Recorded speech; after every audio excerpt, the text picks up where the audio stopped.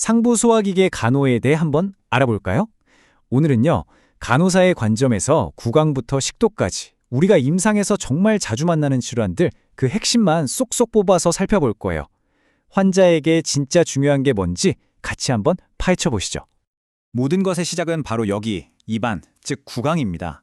환자가 뭘 먹고 얼마나 편안한지, 심지어 말을 하는 능력까지도 여기서부터 시작되거든요.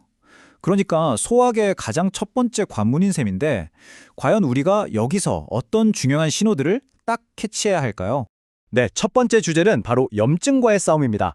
임상 현장에서 정말 흔하게 볼 수 있는 게 바로 이 구강의 염증성 질환들이잖아요. 이걸 우리가 어떻게 간호해야 할지 지금부터 알아보겠습니다.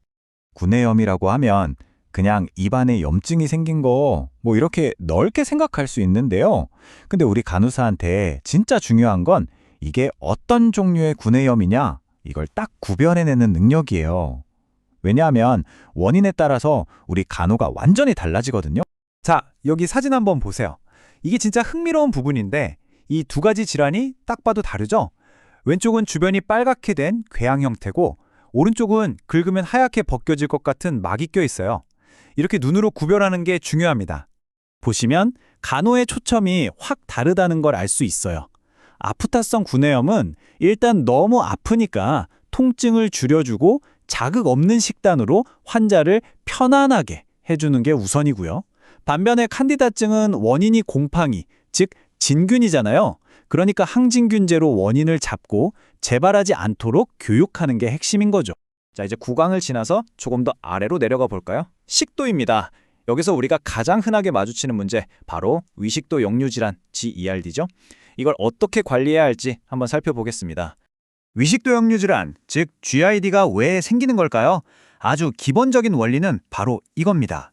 우리 식도 끝에 있는 이 방어벽, 하부식도 관략근이 제 역할을 못해서 꽉 닫혀 있어야 할 문이 열려버리는 거예요. 그런데 말이죠. 이게 단순히 관략근이 약해져서 생기는 문제만은 아니에요. 사실 훨씬 더 복잡합니다. 음식이 위에서 잘 안 내려간다거나 식도 점막 자체가 약해져 있다거나 이런 여러 가지 요인들이 복합적으로 작용해서 생기는 거죠. GERD 관리에서 약물 교육이 정말 중요합니다. 특히 이 표를 보시면 PPI, 즉 양성자 펌프 억제제 있죠. 이걸 왜 꼭 아침 식사 30분 전에 먹어야 하는지 그 원리를 환자가 이해하기 쉽게 설명해 주는 게 우리 역할이에요. 그래야 효과가 극대화되거든요. 그리고 약만큼이나 어쩌면 그 이상으로 중요한 게 바로 이 생활습관 교정입니다. 우리가 환자분들한테 이런 실천 가능한 방법들을 알려드림으로써 스스로 자기 몸을 관리할 수 있다는 자신감을 심어줄 수 있는 거죠. 이건 정말 중요한 역할입니다. 자, 지금까지는 기능적인 문제를 봤다면 이제는 역류를 일으키는 구조적인 원인을 한번 살펴볼게요. 그리고 이게 그냥 속쓰림으로 끝나지 않을 때 가장 심각한 합병증은 무엇인지도 이야기해보겠습니다. 열공탈장이라는 건데요. 말 그대로 위가 제자리에 있지 않고 횡격막 위로 삐죽 올라온 상태를 말해요. 당연히 이게 GERD를 유발하거나 더 심하게 만들겠죠? 그래서 우리 간호의 초점은 배의 압력을 높이는 행동들, 예를 들면 꽉 끼는 옷을 입거나 식사 후에 바로 눕는 것 같은 습관들을 교정해서 증상을 완화시키는 데 맞춰집니다. 그런데 말이에요. 그냥 흔한 속쓰림이 언제부턴가 응급 상황을 알리는 신호가 될 수 있을까요? 바로 이 지점에서 우리 간호사의 예리한 사정 능력이 빛을 발합니다. 단순한 역류 증상 뒤에 숨어있는 더 심각한 문제를 찾아내는 것, 그게 정말 중요하거든요. 이 경고 증상들, 이건 정말 별표 5개 치고 외워야 합니다. 음식을 삼키기 힘들다, 아프다, 나도 모르게 살이 쭉쭉 빠진다, 피를 토하거나 변이 까맣다. 이런 증상 중 단 하나라도 보이면 이건 그냥 속쓰림이 아닐 수도 있겠다 하고 바로 경계태세에 들어가야 해요. 그리고 즉시 의사에게 알리고 내시경 같은 추가 검사를 준비해야 합니다. 왜냐하면 방금 말씀드린 그런 증상들이 바로 식도암의 신호일 수 있기 때문이에요. 안타깝게도 식도암은 증상이 나타났을 땐 이미 꽤 진행된 경우가 많아서 조기에 발견하는 게 환자의 예후에 정말 결정적인 영향을 미칩니다. 만약 환자가 식도암으로 수술을 받게 된다면 수술 후에 우리가 가장 신경 써야 할 1순위는 바로 호흡기 합병증 예방입니다. 수술 부위가 폐랑 가깝고 수술 자체가 크기 때문에 폐렴 같은 합병증이 생기기 정말 쉽거든요.